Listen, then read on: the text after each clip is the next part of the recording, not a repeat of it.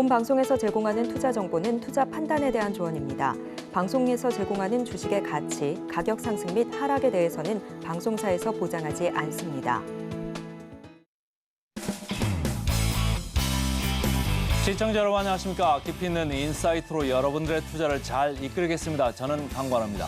어제 우리 시장 또다시 이틀째 조정을 받았습니다. 최근에 외국인들 흐름이 좀 바뀌고 있습니다.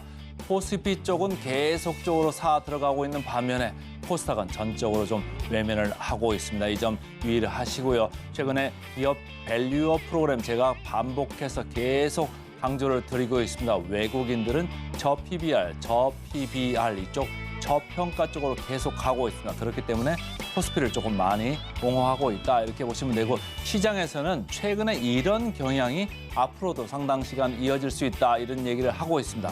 그러니까 반대쪽에 있는 2차 전지주 같은 경우는 어제 조정폭이 좀 컸습니다. 물론 간밤에 테슬라가 반등을 하긴 했습니다만 최근에 테슬라는 약세 모드입니다. 그러니까 고평가의 대명사격인 2차 전지주 약세 흐름 이렇게 간과하시면 안 될 것 같습니다.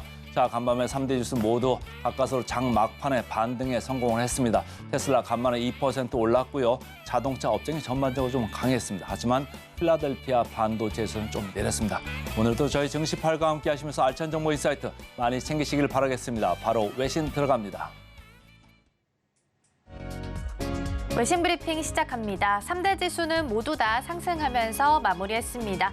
다우지수는 0.37%, 나스닥은 0.07%로 장 막판에 플러스권으로 다시 한번 전환했고요. S&P 500 같은 경우도 0.23% 강보합 수준에서 마무리할 수 있었습니다.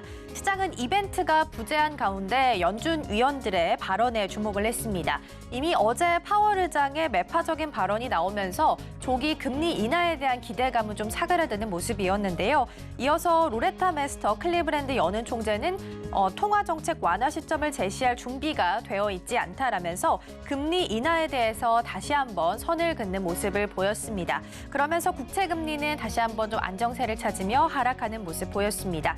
유가 상황도 이어서 함께 체크해 보도록 하겠습니다. WTI는 배럴당 73달러 선에서 상승하면서 마감했습니다. 연이틀 이어진 상승세였고요. 중동 분쟁과 미국 원유 생산 부진 전망에 이 가격을 좀 끌어올리는 모습을 보였습니다. 로이터에 따르면 미국 에너지부는 원유 생산이 이전 예상만큼 빠르게 증가하지 않을 것이다라고 보도를 했는데요. 특히 미국 에너지부는 올해 미국 원유 생산 증가분 예상치를 기존 29만 배럴에서 17만 배럴로 낮추기도 했습니다. 그러면서 공급단에 대한 우려 때문에 가격은 좀 상승하는 모습 보이기도 했습니다. 이어서 기사들 함께 체크해 보도록 하겠습니다. 첫 번째 월스트리트 저널 기사 함께 보실 건데요. American wanted a homegrown solar industry. China is building a lot of it. 이란 기사인데요. 중국 태양광 업체들이 미국에서 IRA 보조금을 받고자 앞다퉈서 공장을 짓고 있다라는 내용의 기사입니다.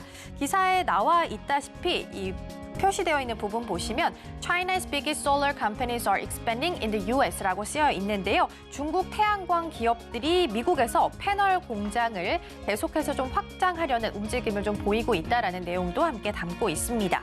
사실 미국은 자국 내에서의 생산을 좀 장려하고 청정 에너지 산업을 육성하기 위해서 IRA법을 시행을 해왔습니다.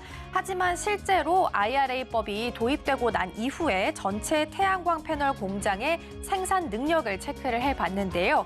전체 약 4분의 1 정도가 중국 기반의 업체에서 나오는 것으로 파악이 됐습니다.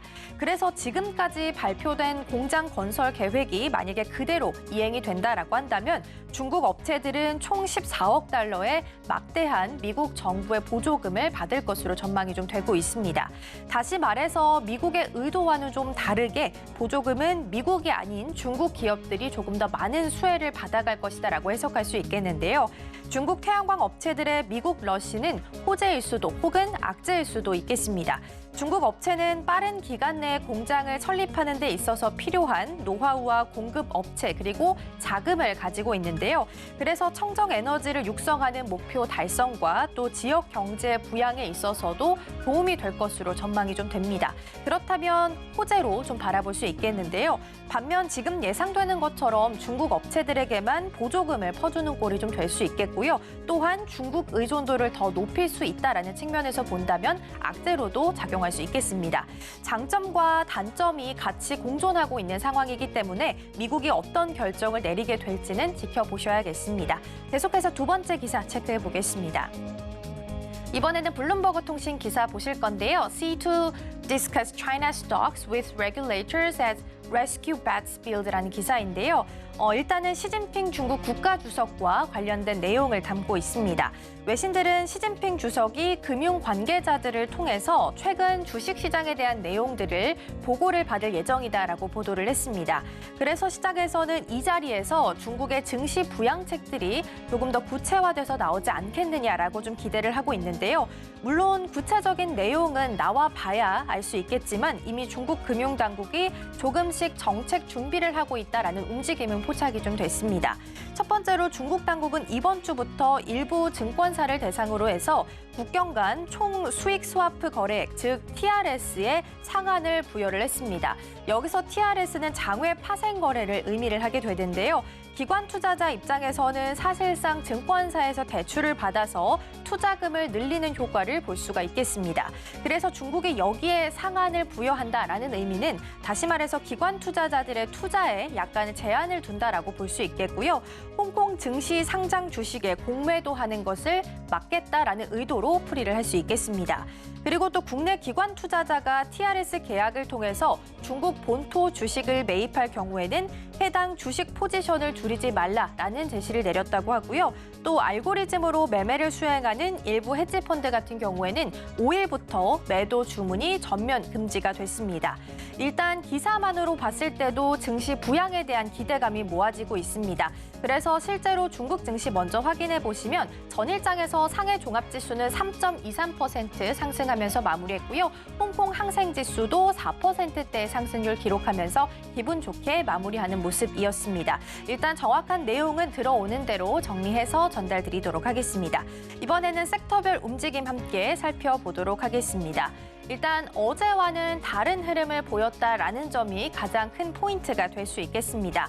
어제 엔비디아가 굉장히 잘 갔다면 오늘은 반도체주들이 좀 약세를 보이는 모습이었고요. 반면에 어제 좀 급락했던 테슬라가 다시 한번 좀 반등에 성공하면서 2%대의 상승률 보이면서 마무리하는 모습이었습니다. 덕분에 전기차주들의 랠리가 이어졌다라는 부분도 함께 체크하시면 좋겠습니다. 특징주로는 첫 번째 TSMC 함께 살펴보겠습니다. 전일장에서 0.5% 정도 상승하면서 마무리했습니다. 세계 최대 파운드리 기업인 대만 TSMC가 일본에 제2공장을 건설할 계획이다라고 발표했습니다. TSMC는 일본 정부의 지원으로 공장을 설립하게 되고요. 총 투자액은 약 27조 원 이상이 될 것이다라고 이야기했습니다.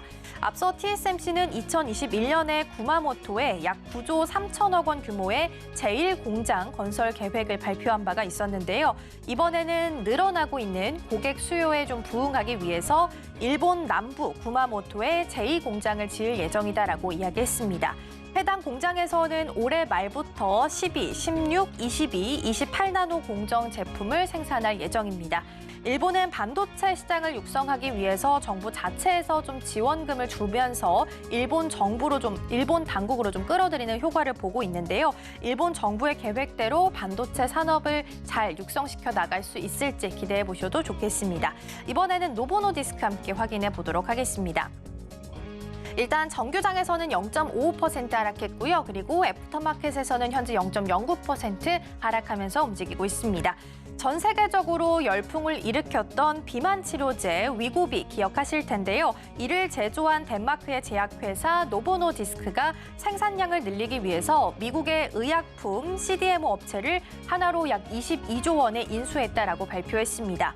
위탁 개발 생산 업체는 캐털런트로 세계 최대 규모의 CDMO라고 볼 수 있겠고요. 이번 인수 거래는 노보노디스크의 비만 치료제인 위고비 그리고 당뇨 치료제인 오젬픽의 수요가 좀 폭발적으로 늘어나게 되면서 이에 부응하기 위한 행동으로 좀 풀이가 됩니다. 지난해 일론 머스크 테슬라 CEO와 영화 배우인 킴 카다시안도 위고비 주사를 맞고 다이어트에 성공했다라는 이야기를 전하게 되면서 이 인기가 더 폭발적으로 늘어날 수 있었는데요. 이번에 추가적인 투자가 이어지게 되면서 노보노디스크는 이탈리아, 벨기에, 벨기에, 미국 등에 위치해 있는 페털런트 공장 3곳을 독점적으로 사용할 수 있을 예정입니다. 이번 추가 투자로 공급이 좀 수요를 따라갈 수 있을지 이 부분 확인해 보시면 좋겠습니다. 이번에는 팔란티어 함께 확인해 보도록 하겠습니다. 일단 정규장에서는 30% 넘게 상승하면서 마감을 했습니다. 팔란티어 테크놀로지가 AI 관련된 수요에 힘을 입으면서 큰 폭의 상승률을 보였습니다. 실적 발표 내용을 보면 4분기 매출과 주당 순이익 모두 다 예상치를 좀 상회하는 모습을 보였고요. 특히 4분기 매출 같은 경우에는 전년 동기 대비해서 20% 정도 늘어났고요. 올해 전망치 또한 예상치보다는 더 높게 잡게 됐습니다.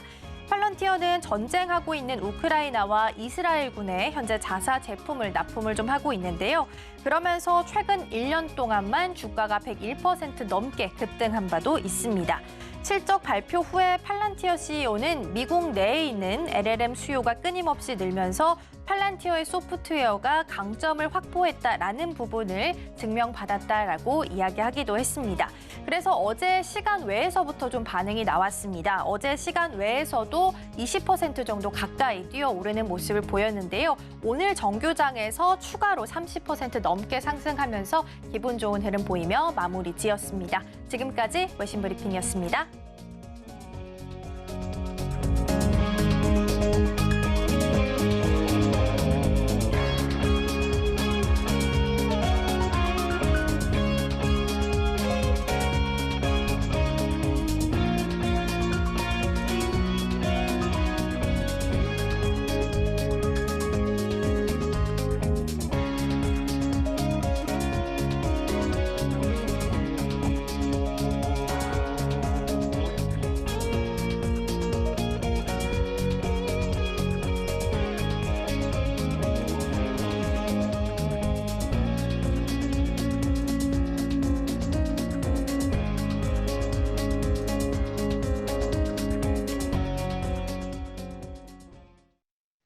네, 서울경제TV 증시8 조간브리핑 시간입니다. 서울경제신문에서 발행한 이슈 전해드리는데요. 첫 번째 소식부터 하나하나 짚어보겠습니다. 화면 살펴보시죠. 의대 2,000명 증원, 지역 전역 60%로 첫 번째 소식 전달드립니다. 우선 정부가 2025학년도 대학 입시부터 의대 정원을 2,000명 넘게 늘린다라는 소식 어제 전해드립니다. 2006년 의대 정원이 동결된 이후 19년 만의 증원이고요. 의대 입학 정원 살펴보시면 지속적으로 하향 조정되다가 앞으로 계속해서 늘려나갈 방침을 어제 발표 마쳤습니다. 지역 필수 의료 붕괴를 막기 위해 당장 2025년 대입부터 의대 정원을 대폭 늘리는 등 2035년까지 의사 인력 10,000명을 넘게 증원하겠다라는 방침을 어제 알렸고요. 대한의사협회 등 의료계는 즉각 반발하며 총파업으로 대응하겠다라고 선언하기도 했습니다. 정부는 법과 원칙에 따라 대응하겠다며 보건의료 위기 단계를 주의에서 경계로 한 단계 상향 조정하고 의협집행부에 집단행동 및 집단행동 교사 금지 명령을 내리는 등 초강수를 두기도 했습니다. 장기간 의대 정원이 동결된 상황에서 응급실 뺑뺑이 소아과 오픈런 등 현상이 벌어지는 등 지역과 필수 의료 붕괴 우려가 높아짐에 따라 정원 확대에 대한 목소리가 아직 계속해서 커지고 있었는데요. 의대 정원은 관련 여론조사에서 80% 이상이 찬성하는 등 국민들의 압도적인 지지를 받아왔습니다. 2025년도 대학 입시에서 2,000명을 시작으로 최소 매년 1,000명 이상 증원하겠다는 얘기고요. 복지부는 늘어나는 입학 정원을 비수도권 의대 중심으로 집중 배정한다라는 원칙을 밝혔습니다. 각 대학의 수요와 교육 역량을 고려해 증원화돼 지역 인재 정형 등을 통해 60% 이상 배정한다라는 방침을 어제 밝힌 건데요. 다만 의협은 즉시 비상대책위원회 체제로 전환될 것으로 알려졌습니다. 정부는 의료계의 총파업 등 단체 행동에 대해 법과 원칙에 따라 대응하겠다라는 강수를 계속해서 두고 있습니다. 네, 정리합니다. 19년 만의 개편이고요. 내년에는 5,058명까지 늘릴 것을 계획하고 있습니다. 지역 필수 의료 붕괴 막기에 대해서 초강수를 둔 것으로 파악되는데요. 2035년까지 의사 10,000명 넘게 늘리기로 하고 있습니다. 의사협회는 총파업 역시 불사하겠다라며 크게 대응하겠다라고 강력 반발하고 있습니다. 네, 두 번째 소식 전달드립니다. 최고의 밸류업은 경제 성장, 규제 풀어 기업 뛰어놀게 해야 두 번째 소식 전달드립니다. 최근 기업 밸류업 프로그램과 관련해서 PBR 관련주가 큰 폭의 상승률을 보이면서 정책적으로 많은 관심을 받아왔습니다. OECD가 한국의 올해의 경제 성장률 전망치를 2.2%로 0.1%포인트 하향 조정했습니다. 중동 지역 불안과 내수 부진이 그 이유인데요. 반면 글로벌 예상치는 2.7%에서 2.9%로 올려 잡았습니다. 굉장히 대조되는 부분이고요. 탄탄한 펀더멘탈은 주가 상승의 기반입니다. 미국 증시를 가장 잘 반영하는 S&P 500 지수는 최근 1년간 20%나 넘게 지수가 급등했습니다. 다만 반면 같은 기간 코스피 지수는 0.58% 내렸는데요. 우선 이와 관련해 코리아 디스카운트의 원인은 낮은 경제 성장에 있으며 핵심 대책도 성장에 달렸다라는 부분 계속해서 우려의 목소리가 나오고 있습니다. 정부가 한국 증시의 저평가 해소 방안으로 한국판 기업 밸류 프로그램을 추진하고 있지만 성장률 제고와 건전성 같은 이 거시적인 요인을 뺀 기술적, 단기적인 대안의 마련에만 집중하고 있다라는 지적이 지속적으로 나오고 있는데요. 근본적인 대책 없이는 짧은 기간 내에 주가가 상승하더라도 거품만 낄 수 있다라는 우려 역시 제기되고 있습니다. 하지만 정부의 밸류업 대책은 주주가치 제고와 공정한 시장 질서 확립, 수요 기반 확충 등 여기 앞서 말씀드렸던 기술적 요인에만 한정되어 있습니다. 세부적으로는 기업 지배구조 보고서에서 기업가치 제고 계획 기재와 공시 우수법인 선정 시 가산점, 주주가치가 높은 기업으로 구성한 상품지수 개발 등인데요. 금융계 한 관계자는 거론되는 코리아 디스카운트의 대책을 살펴보게 된다라면 이 기술적인 방안에만 주력하는 느낌이다라며 한국은 대외 의존도가 높고 북핵 문제 같은 지정학적 리스크가 있기 때문에 이런 부분을 다루지 않고는 반쪽짜리에 불과하다라고 꼬집고 있습니다. 지금 살펴보시면 기업 밸류업 대책 4대 보완 포인트들이 있고요. 첫 번째, 우선 경제 성장과 기업 실적 및 신산업, 건전 재적, 세련된 관치가 있는데 여기서 세련된 관치가 부재한 것도 한국 증시를 갉아먹는 대표 요인으로 꼽혀지고 있습니다. 세계적으로 금융주는 고배당주로 꼽히지만 국내 1위인 KB금융의 12개월 선행 주가 순 자산 비율은 약 0.42배로 미국의 JP모건 헬스케어 JP모건의 3분의 1에도 못 미치는 현상이고요. 시장에서는 금융주의 낮은 PBR은 관치 때문이다라는 의견이 지배적인 부분으로 이미 파다하게 보여지고 있습니다. 코리아 디스카운트 반쪽짜리 대책이다라는 부분이 우려와 불신으로 나아지고 있고요. 성장률 제고 등 거시적인 요인을 배제했기 때문에 조금 더 크게 확장성 있는 논의가 필요하다라는 부분입니다. 미국과 일본 등 펀더멘털이 주가를 지탱하고 있는데 이 근본적인 대책이 없이는 거품의 상승에 못 미친다, 거품적인 상승에 보여지지 않는다라는 부분이고 건전 재정 확보와 세련된 관치가 필요하다라는 의견 역시 덧붙여서 전달드립니다. 네, 세 번째 소식입니다. IT 공룡들 데이터 센터 증설, 또 증설, 서버용 디램 반등 열세되나? 네, 세 번째 소식, 우선 반도체와 관련된 소식으로 전달드립니다. 글로벌 IT 공룡 기업들이 올해 일제히 설비 투자를 늘린다라고 합니다. 금리 인하가 아직까지는 불투명해진 상황에서 그럼에도 불구하고 설비 투자를 공격적으로 단행한다라는 건데요. 챗GPT, 온디바이스 AI 등 최첨단 AI 시대에 대응하기 위함이다라고 앞다투어 말하고 있고요. 다만 정작 우리나라에 대해서는 어떻게 지금 평가받고 있고 어떻게 앞다투어 나가고 있을지에 대해서는 미지수입니다. 6일 업계에 따르면 구글과 마이크로소프트, 아마존, 메타 등 세계 4대 데이터 센터 운영 회사로 꼽히는 IT 기업들이 최근 실적 발표회를 통해 올해 설비 투자액을 대폭 늘리겠다라고 공언했습니다. 구체적으로 설비 투자액 범위를 제시한 기업은 페이스북, 인스타그램 등 소셜 네트워크 서비스로 유명한 메타이고요. 이들은 올해 설비 투자에 적극적으로 나서려는 이유로 AI 시장의 확대를 꼽았습니다. 우선 생성형 AI와 대규모 언어 모델 관련 인프라 투자가 진행될 것으로 예상되고요. 또 다른 이유로 지난해 부진했던 IT 시장이 본격적으로 회복세에 들어서면서 대형 기업들도 투자를 위해 기지개를 켜고 있다라는 분석 역시도 나오고 있습니다. 삼성전자와 SK하이닉스도 4대 기업을 최우선 고객으로 두고 북미 시장을 타깃으로 서버용 메모리 판매량 확대에 심혈을 기울이고 있다. 자, 하지만 앞으로 계속해서 설비 투자를 그만큼 늘릴 수 있을지는 좀 부족한 부분이고요.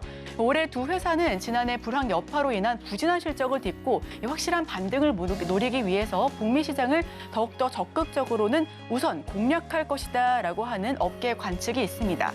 서버용 디램 시장 강세로 주목받는 메모리는 DDR5 디램 모듈과 고대역폭 메모리로 유명한 HBM이고요. 특히 지난해부터 AI 업계에서 큰 주목을 받았던 HBM은 올해에도 메모리 시장에서 큰 두각을 나타낼 것으로 보여지고 있습니다. 삼성전자와 SK하이닉스는 올해 AI 기업들의 HBM 수요를 맞추기 위해 생산 능력을 기존 대비 각각 2배 넘게 늘리기로 했는데요. DDR5 D램 기반의 고용량 D램 모듈 개발과 판매 확대가 뒤따를 것으로 전망되고 있습니다. 구글과 마이크로소프트, 아마존, 메타는 적극적인 투자를 할 계획이고요. 생성형 AI를 대응하고 IT 시장 회복세에 발맞춰서 더욱더 크게 증설을 계획하고 있습니다. 메타는 최대 49조 원의 뭉칫돈을 준비하고 있는 것으로 파악되고 있는데요. 이 핵심 부품인 D램과 HBM이 최대 수혜가 될 것으로 거론이 되고 있고요. 3분기까지는 공급 부족에 대한 전망이 나오기 때문에 이 부분까지도 함께 지켜보시면 좋겠습니다. 마지막 소식입니다. 말레이 공장 90% 가동, 불황에도 생산 늘리는 동박. 네, 이번에는 2차 전지와 관련된 소재 소식 전달드립니다. 전기차 시장 수요 부진과 중국산 저가 공습에 타격을 입은 국내 동박 업체들이 품질과 해외 동국맘을 앞세워 수익성을 확보하겠다라는 전략을 발표했습니다. 우선 낮은 전력비로 원가 경쟁이 뛰어난 말레이시아를 비롯한 해외 생산 기지에 투자를 지속해 경쟁 우위를 선점하겠다라는 구상이 나오고 있고요. 국내 동박업체 해외 생산 능력이 확대될 것으로 보여지는데 우선은 SKC 같은 경우는 말레이시아에서 연간 14,000톤 이상에서 5만 톤 이상을 늘리기로 했고요. 롯데 에너지 머티리얼즈 역시도 말레이시아와 스페인에서 확산된 부분을 보여줄 것이다라고 보여지고 있습니다. 솔루스 첨단 소재 역시도 마찬가지인데요. 글로벌 동박 시장 규모는 2023년 67억 달러에서 2033년엔 약 137억 달러까지 크게 확장될 것으로 전망하고 있습니다. 업체들도 올해 하반기부터 수익성 개선을 예상하고 있습니다. 말레이시아 공장 가동률 확대에 따른 원가 절감 효과가 올해 실적부터 반영될 것이다라는 전망이 앞다투어 나오고 있는데요. SKC 같은 경우는 원가 경쟁력을 확보한 말레이시아 동박을 중심으로 중장기 공급 계약도 확대할 계획입니다.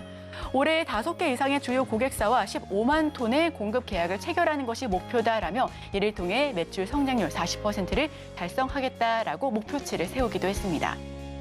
네, 마지막으로 정리합니다. 저가 중국산 등 영향에 수익에서 타격을 미쳤고요. 지난해 가동률은 20% 미만에 그쳤습니다. 태양광 패널 등 동박 사용 시장이 더 늘어날 것으로 보여지는데요. 이 성장 가능성이 크기 때문에 공격적인 투자가 지속될 것으로 보여집니다. 네, 제가 준비한 소식은 여기까지입니다. 계속해서 저희와 함께 하시면서 전문가와 함께 수혜주까지 찾아보시면 좋겠습니다. 저희와 끝까지 함께 하시죠.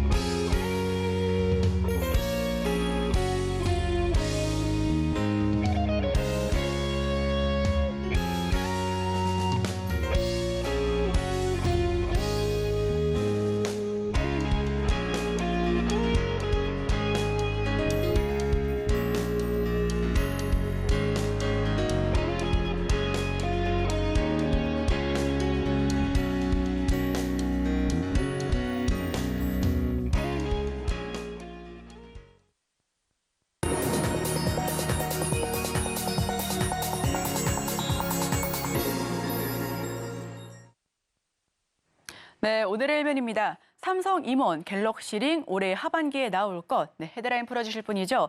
진인베스트먼트 정선우 대표 함께합니다. 어서 오세요. 네, 반갑습니다. 네, 삼성에서 절대 반지가 출시된다라고 합니다. 지난달 언팩에서 구체적인 출시 시점이 나왔는데요. 헤드라인 풀어주시죠. 일단은 지금 최근에 갤럭시 S24라든지 우리 XR, 비전 프로 이런 것들의 출시와 함께 굉장히 AI 관련된 열풍등이 굉장히 많이 나오고 있는 것으로 확인되고 있습니다. 자, 그러다 보니까 이 갤럭시 링 여기에도 우리가 한번 초점을 맞춰보지 않아야 되나 좀 말씀을 좀 드리고 싶은데 사실상의 갤럭시 링이라는 게 원래는 연내 출시 예정이다라고 하면서 확정적인 출시라고 이야기하지는 않았습니다. 뭐 연내라는 거는 이번 연도 중에 뭐 출시가 되면 좋고 안 되더라도 뭐 내년 뭐 이런 식으로 뭐 좀 이제 바람을 잡는 것일 뿐이기 때문에 사실 기존에는 이 갤럭시 링에 관련되어 있는 모멘텀이라든지 수혜를 우리가 기대하는 게 어느 정도 한계치가 있었다라고 이야기한다라고 하면은 이제 아까 앞서 얘기한 것처럼 뭐 한다. 이제 임원이 밝히길 뭐 한다. 하반기에는 출시를 할 것이다라고 이야기를 한 만큼 적어도 이 갤럭시 링이 뭐 할 수 있어요. 이 하반기에 나올 만한 확률이 높다는 거에 대한 기대를 우리가 좀 해볼 수 있다라는 겁니다. 자, 그러면은 우리가 이 갤럭시 링 관련해 있는 모멘텀 수혜주도 우리가 왜 눈여겨봐야 되는지 지금 시장에서 한 2가지 정도로 우리가 좀 생각을 해볼 수 있어요. 자, 첫 번째로 본다라고 하면은 일단 갤럭시 링이 이 시장에서 받아들여지기는 뭐로 받아들여진다? 이제 게임 체인저라는 거죠. 그래서 AI 기술 연계에 관심이라고 하는데 사실상에 우리가 지금 이 갤럭시 링이 중요한 거는 이거예요. AI 기술이 연계할 수 있는 기술력을 가지고 나오느냐 안 나오느냐 이게 제일 중요한 건데 자 보면은 뭐 많은 분들이 그냥 뭐 반지다 뭐 여기서 끝낼 수도 있습니다. 링이기 때문에. 근데 이 링을 통해서 AI 기술을 연계한다는 건 어디로까지 넘어가게 되느냐? 우리가 최근에 이제 XR 스크린 뭐 가상현실 뭐 이런 이야기들이 나오기 시작했잖아요. 그러면은 우리가 뭐 증강현실, 가상현실 뭐 아니면 비전 프로 이런 것들을 가지고서 제일 중요한 게 뭐 이 제스처를 통한 뭐 이런 인식 이런 부분들이 나와주게 돼요. 그러다 보니까 갤럭시 링을 활용한 뭐가 된다? 내가 이런 갤럭시 링을 손에 끼므로써 그 사람의 제스처라든지 행동을 인식하게 돼서 우리가 앞으로 가상현실이라든지 증강현실, 메타버스, 비전 프로 뭐 이런 것에 넘어감에 있어가지고 뭐가 된다? 중심이 될 수도 있다라는 거고 실질적으로 우리가 이제 또 뭐 하게 되겠어요? 우리가 앞으로 뭐 이 생태계, 우리가 이제 삼성전자가 원하는 건 초연결 생태계라 말씀을 드렸잖아요. 로봇이 되었던지 가전이 되었던지 그 모든 연계의 중심에 있을 수 있는 게 뭐다? 바로 이 갤럭시 링이란 겁니다. 링을 통해서 조작하는. 그렇기 때문에 뭐라고 표현을 합니까? 갤럭시 링이라는 건 사실상의 시장에서 절대 반지라고 표현을 하는 거예요. 과거에 이제 영화를 보면 그 반지를 가져야지만 세상을 지배했던 것처럼 이 반지를 가지고 있어야지만 뭐 할 수 있다. 이 가정의 중심에 내가 이 로봇도 지배할 수 있고 AI 모든 것들을 지배할 수 있는 그런 핵심적인 중심이 될 수밖에 없기 때문에 사실 굉장히 작은 기술은 아니라고 생각을 해요. 근데 여러분들도 알다시피 이 갤럭시 링이라는 관련되어 있는 모멘텀 제가 분명히 아까 방금 말씀드린 게 작은 기술이 아니라 얘기한다는 거는 저는 최근에 갤럭시 S24보다도 더 뛰어난 기술이라 사실 생각하고 있습니다. 자 그러다 보니까 우리가 또 관심을 가져봐야 될 두 번째 이유는 뭐냐고 하면은 자 최근에 또 우리가 제주 반도체 여러분들 알고 있을 거예요. 차트를 보시면은 제주 반도체가 뭐 때문에 올라갔어요? 이 갤럭시 S24를 출시한다. 근데 이 갤럭시 S24에는 뭐가 들어가게 된다? 온디바이스 AI라는 기능이 탑재가 될 것이다. 라고 하면서 온디바이스 AI 관련되어 있는 모멘텀으로서 제주 반도체가 급등했습니다. 그래서 보시면 아시겠지만 실질적으로 작년 한 10월, 11월 이쯤부터 움직임을 가지고 와줬고요. 올해 초까지만 해도 본다면은 거의 대략적으로 8배, 7배에서 8배 정도 상승세가 나와주고 실질적으로 뭐 하고 있다? 갤럭시 S24가 출시하자마자는 이제 좀 무너지는 흐름을 보여주고 있죠. 자, 그렇기 때문에 이 제주 반도체 차트만 본다 하더라도 갤럭시 S24 관련되어 있는 모멘텀의 수혜주들은 뭐 할 수밖에 없어요. 출시 이전에 올랐던 것처럼 이 갤럭시 링 같은 경우도 출시 이전에 급격하게 오를 확률이 크다는 거예요. 그럼 하반기까지 갈 확률이 크겠죠. 실질적으로 지금 다음 차트 본다라고 하면은 이게 인터플렉스예요.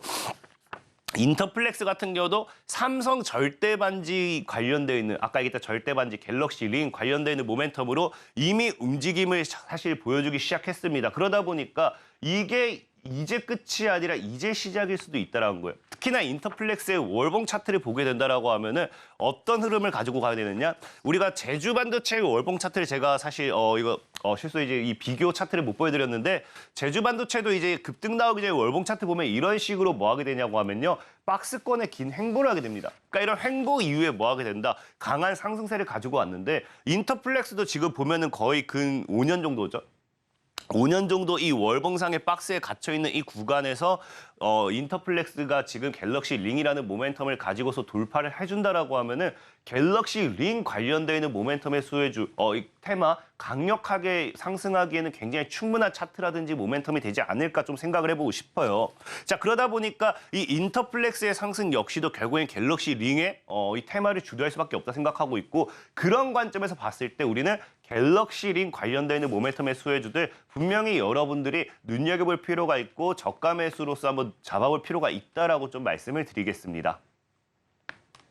네, 재밌는 기사를 하나 본 적이 있습니다. 뭐 티파니 앤 코보다 갤럭시 링 이런 기사를 본 적이 있는데요. 정말 앞으로 게임 체인저가 될 수 있을 것 같고요. 자, 그렇다면 여기서 투자 키워드는 어떻게 잡아봐야 될까요?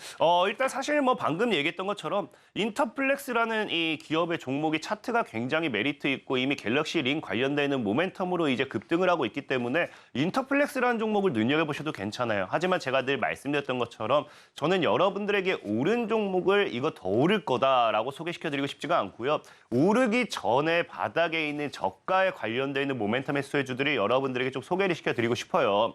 자, 그러면 갤럭시 링이라는 게 과연 앞으로 이 시장에서 우리에게 어떻게 다가오게 될지, 어떤 기능이 핵심이 될지를 좀 봐야 되잖아요. 근데 사실 갤럭시 링이라는 건 지금 당장 나와 있는 건 이거예요. 헬스 웨어러블이라는 겁니다. 그러니까 헬스케어라는 거겠죠. 이 삼성이 지속적으로 투자하는 웨어러블, 그러니까 우리 로봇도 웨어러블 로봇이라고 표현을 하고요. 지금 웨어러블 산업에 대해서 삼성이 정말로 많이 투자하는데 그 중심에 늘 따라오는 게 헬스케어입니다. 웨어러블 로봇도 헬스케어겠죠. 자, 그러다 보니까 삼성전자와 애플이 뭐한다? 이 헬스케어 영역을 두고서 앞으로 이 싸움을 한다, 경쟁을 한다라고 하기 때문에 이 헬스케어 개발 경쟁에 따른 헬스케어 반사익을 우리가 노려볼 수밖에 없겠고요. 그럼 이런 반사익을 노려봤을 때 우리가 뭘 기대해 볼 수 있냐고 하면요. 바로 바이오 센서라는 거예요. 바이오 센서. 그래서 바이오 센서 시장이 2배 확대 전망이라고 하지만 사실상에 우리는 시장 규모가 2배 성장한다라고 하면요. 관련 모멘텀의 수혜주, 테마주들은요. 정말 최소가 2배 정도 오를 수 있다라고 보시면 좋을 것 같아요. 그러다 보니까 지금 시장에서 우리가 봐야 될 거는 이 삼성과 이 갤럭시 링, 이 헬스케어 관련되어 있는 모멘텀에 봤을 때 우리가 눈여겨봐야 되는 거는 바이오 센서 관련되어 있는 시장에서 모멘텀 수혜주를 좀 눈여겨봐야 된다라고 생각해보고 싶고요. 자, 바이오 센서라고 하면 여러분들이 뭐 어려워하신 분들이 많은데 그냥 쉽게 설명하면은 우리가 어떤 걸 측정해서 결과치를 도달하는, 그러니까 뭐 우리가 쉽게 설명하면 이거죠. 그 다음 뉴스 볼게요. 삼성이 최근에 이제 지속적으로 이제 투자하는 게 이거예요. 이게 바로 바이오 센서 기술 중 하나입니다. 혈당 측정. 그러니까 사람의 피를 토대로서 그 결과값을 도출하는, 그러니까 뭐 이런 걸 측정하는 게 어떤 걸 대입을 해서 결과를 가지고 오는 걸 바이오 센서처럼 보시면 좋아요. 자, 그러다 보니까 지금 삼성 같은 경우는 지금 사실 애플과 헬스케어 경쟁하는 게 뭐냐고 하면요. 비침습 혈당 측정 기술입니다. 그러니까 원래 혈당을 측정하려면 우리가 피를 내야 되잖아요. 그러다 보니까 피를 내지 않고 그냥 반지를 착용하는 것만으로도 이제 혈당을 측정할 수 있는 바이오 센서 기술 좀 투자하고 있다 보시면 좋고요. 실질적으로 삼성 같은 경우는 혈당에 좀 많이 치우치는 게 우리가 이 갤럭시 워치 같은 경우도 혈당 측정이라든지, 그러니까 과거부터 삼성은 일단 뭐 헬스케어 관련되는 쪽으로 들어가게 된다라고 하면은 혈당이 좀 굉장히 많이 나와요. 그러다 보니까 지금 우리가 이 바이오 센서 관련되어 있는 부분에서 좀 집중을 해본다라고 하면은 혈당 쪽으로 좀 보시는 게 좋겠다 좀 말씀드리고 싶고, 자, 그러다 보면 사실 이 관련되어 있는 모멘텀의 수혜주로서는 과거에 한독이라는 종목이 좀 급등을 하기도 했습니다. 그러다 보니까 이 삼성의 비침습 혈당 관련되어 있는 기술만 본다라고 했을 때는 여러분들이 한독이라는 종목도 좀 눈여겨보면 좋아요. 근데 문제는 뭐냐고 하면은 사실 지금 이 혈당을 본다는 게, 혈당 측정이라는 게 엄청나게 뭐 대단한 이 미래 먹거리 시장이어서라기보다는 사실 여러분들이 이해해야 되는 게 뭐냐고 하면요. 당장은요. 우리가 이 웨어러블, 이 헬스케어적인 기기를 가지고서 할 수 있는 게 혈당 측정밖에 없습니다. 그러니까 혈당만 계속해서 주구장창 파는 거고요. 우리가 조금 더 머나먼 미래를 본다라고 하면은 이제 혈당이 아니라 다른 것도 측정을 해야 돼요. 근데 그걸 측정하려면 어떻게 해야 되냐고 하면요. 지금 바로 이거죠. 이제는 이 땀과 눈물로도 뭐한다? 혈당을 측정하게 된다는 거예요. 그래서 고감도 압전 센서 개발이라고 하잖아요. 과거에는 이제 뭐 침을 뭐 한다든지 뭐를 한다든지 해가지고 이 혈당만 했다라고 하면은 이제 여러분이 눈여겨봐야 되는 게 땀이에요, 땀. 이 땀이라는 게 얼마나 대단한 기술이냐고 하면은 사실 뭐 더럽다라고 생각할 수도 있어요. 근데 땀 같은 경우는요, 지금 보다시피 기본적으로 혈당 측정이 들어가는 부분이고요. 자, 보면 다음 뉴스 보면 아시겠지만 이제 뭐 합니까? 혈당을 측정하니까 당뇨도 측정하겠죠.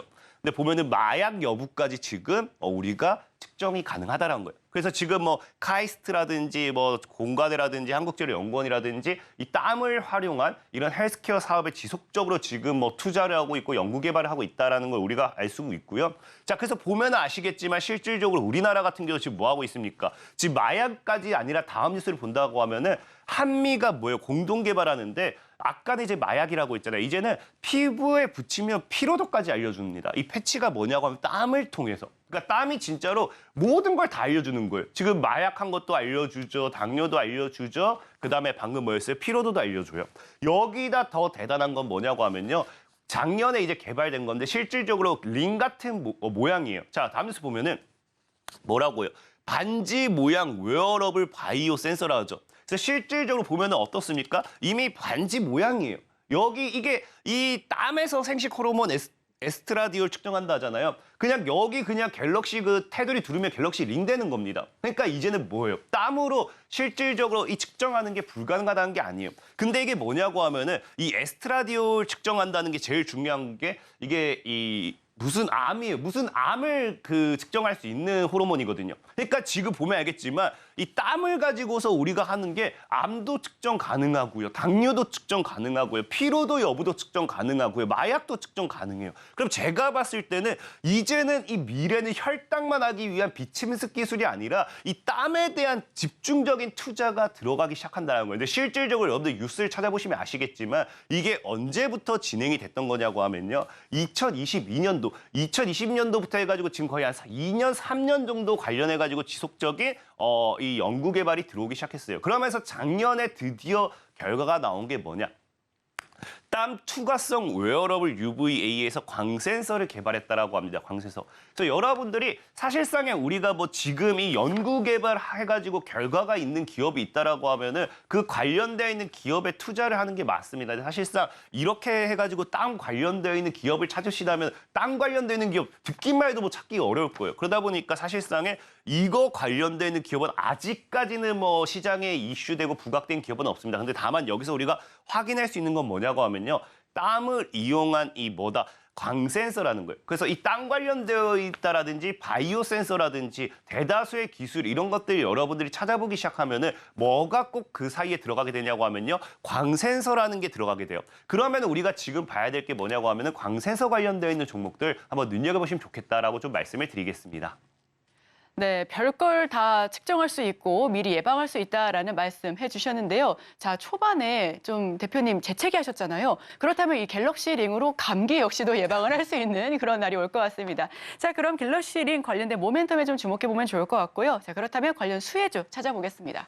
자, 광센서 관련되어 있는 종목으로서는 광전자라는 종목 굉장히 유명합니다. 광전자라는 종목을 좀 여러분들에게 소개를 시켜드리고 싶고요. 너무 그냥 간단하게 광센서, 이 부분도 중요하지만 사실 이 광전자가 더 모멘텀이 있는 게 우리가 사실 하나만 가지고서 볼 수는 없잖아요. 이 광전자라는 기업 같은 경우가 두 번째 모멘텀으로는 삼성과 LG와도 함께 지속적으로 성장하는 기업이다라고 좀 말씀드릴 수 있는 게 최근에 이제 투명 LED, 투명 디스플레이 이런 것들도 공개하고 자율주행 시장의 모빌리티 시장의 디스플레이의 중요성 이런 것들이 이야기가 나오잖아요. 자, 그런 부분에서 디스플레이 관련되어 있는 사업도 영위를 하고 있고요. AI 반도체 관련되어 있는 부분으로서도의 성장 기대를 해볼 수 있는 게 뭐다? 광전자다라고 좀 말씀을 드리고 싶어요. 특히나 차트가 굉장히 메리트 있어요. 월봉상 차트를 보면은 이제 하방 추세 돌파가 나오면서 지금 이런 구간대가 어떤 구간이냐. 이거 실질적으로 여러분들 아까 제가 이야기를 하면서 말씀드렸지만 제주반도체의 월봉 비교 차트를 제가 깜빡하고 준비를 못했습니다. 근데 제주반도체 월봉 차트를 여러분들 보면은 이런 느낌일 거예요. 아까 이제 이 인터플렉스처럼 바닥에서 이렇게 위아래로 지속적으로 기는 1,000원대에서 1,500에 3,000원대 지속적으로 기다가 돌파가 나와줬을 때 15,000원까지 강하게 상승할 수 있는 그런 차트라 보시면 좋아요. 그래서 광전자 차트적으로도 굉장히 메리트 있다라고 말씀드리면서 오늘 종목 소개까지 마무리하도록 하겠습니다. 네, 지금까지 진인베스트먼트 정선호 대표와 함께했습니다. 오늘 말씀 고맙습니다. 자.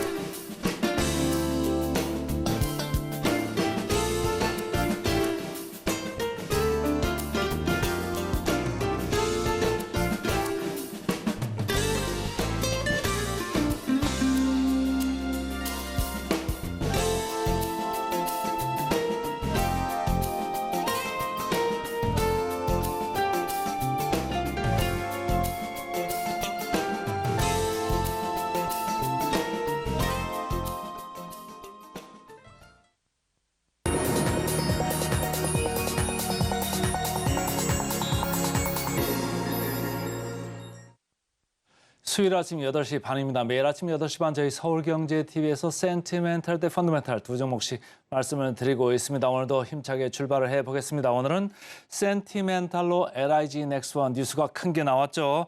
펀더멘탈로 SO일 이렇게 두 종목 되겠습니다. 자, 바로 차트 보시겠습니다. 오늘 LIG 넥스원 제가 가져왔는데요. 어제 보니까 기관들이 산 게 아니고 외국인들이 산 게 아니고 개인들이 샀습니다. 이 차트 보시면 녹색으로 되어 있습니다. 다른 것들은 주가들이 조금 내려가는 느낌이죠. 한화 에어로스페이스, 한화 시스템. 여러분들이 방산주 할 때 가장 대장주로 생각을 하시는 종목이고 관심들이 많습니다. 그런데 LIG 넥스원 보면 어제 그저께 계속 고개를 약간 이렇게 들었습니다. 누군가 뭐 먼저 계약 이런 거를 좀 알았나요? 좀 들어오는 느낌이 있고 특히 개인들이 많이 샀더라고요. 그래서 제가 웬만하면 개인들이 사는 걸 이렇게 좋아라 하지는 않는데 좀 눈여겨보고 있었는데 나올려 이렇게 반등을 하더라고요. 그런데 간밤에 보니까 뉴스가 큰 게 나왔죠. 사우디에서 LIG 넥스원이 천궁2, M셈이라고 하죠. 그 천궁2를 포대를 10대를 이렇게 계약하는 거를 계약을 했습니다. 근데 계약 규모가 어마어마합니다. 계약 규모가 무려 4조 원 이렇게 넘어가는 이렇게 규모가 나왔다. 그러니까 4조 원 정도면은 연간 매출을 넘어가는 이런 수주가 되겠습니다. 안 그래도 수주 잔고가 많은데 4조 원 또 추가를 하는 셈이 됐습니다. 자, 한국투자증권입니다. 여기서는 방산업계의 모범생이다 이렇게 얘기를 했어요. 요 12조 원의 수주 잔고는 작년 말 기준입니다. 그러니까 이번에 어제 이제 발표된 4조 2,500억 요 수주를 더하면 16조 원까지 확 늘어나는 셈인 거죠.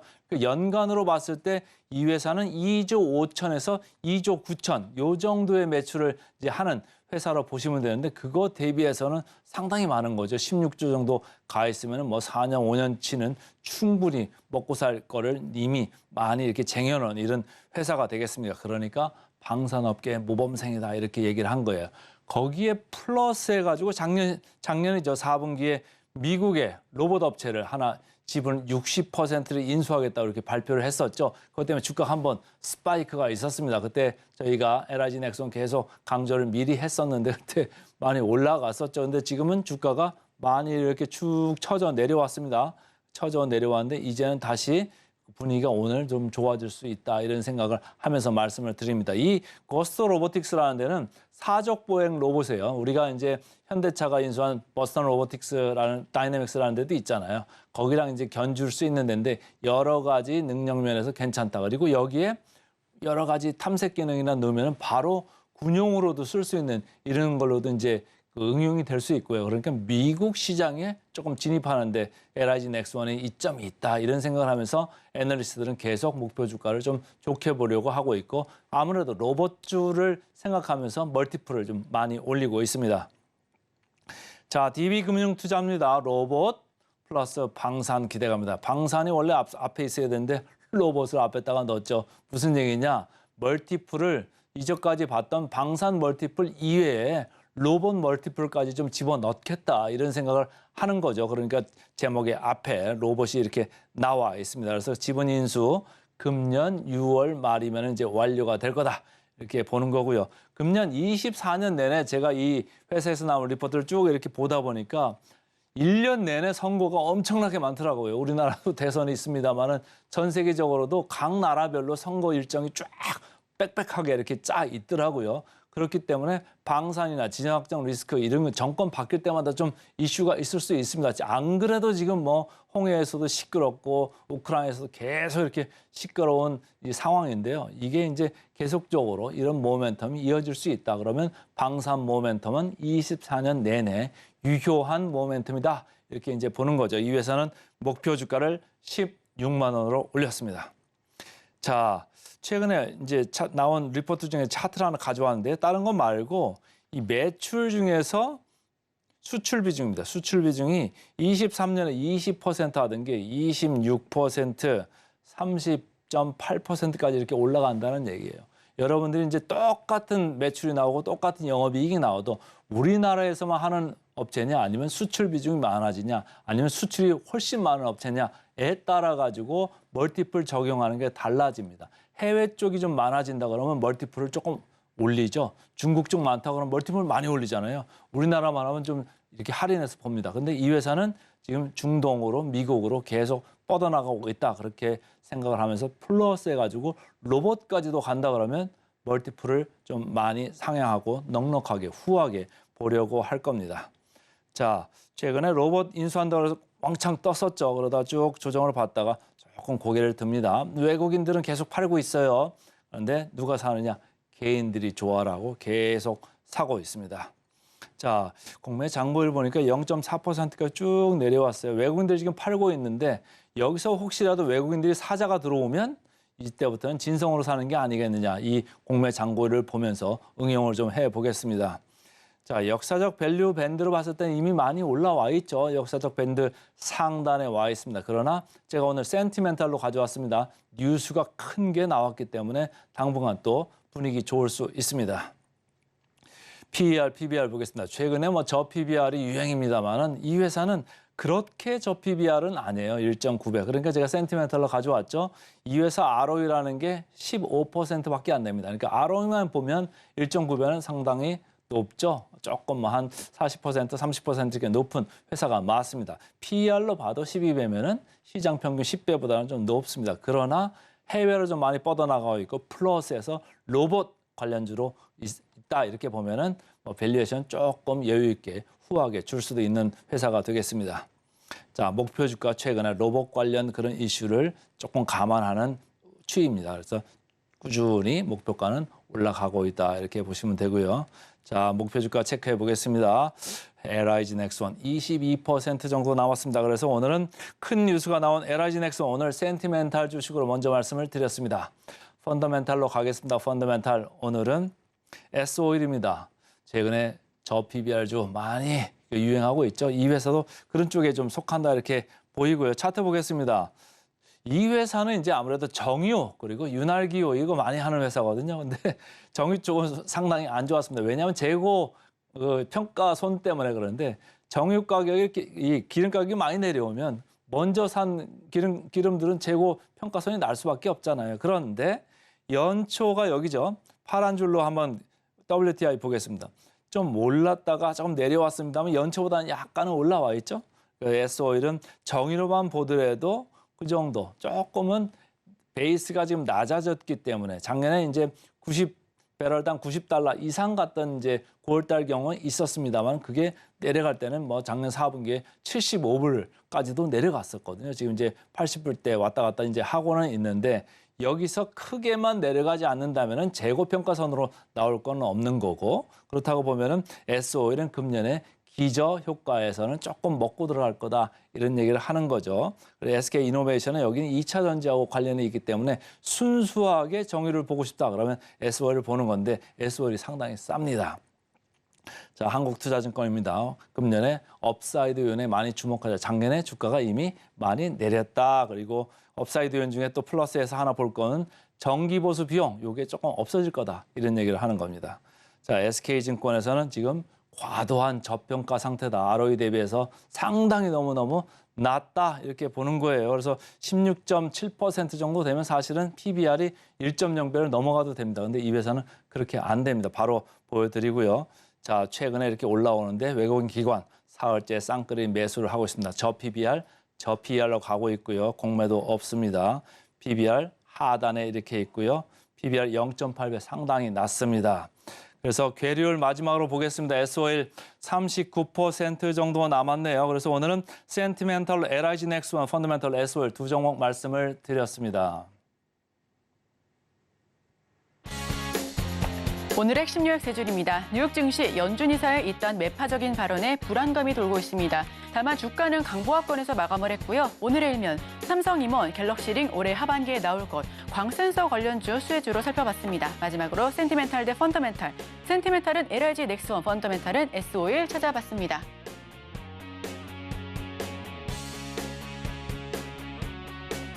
저희는 바로 이어서 증시 구로 돌아오겠습니다. 개장 방송도 서울경제TV와 함께 하시죠.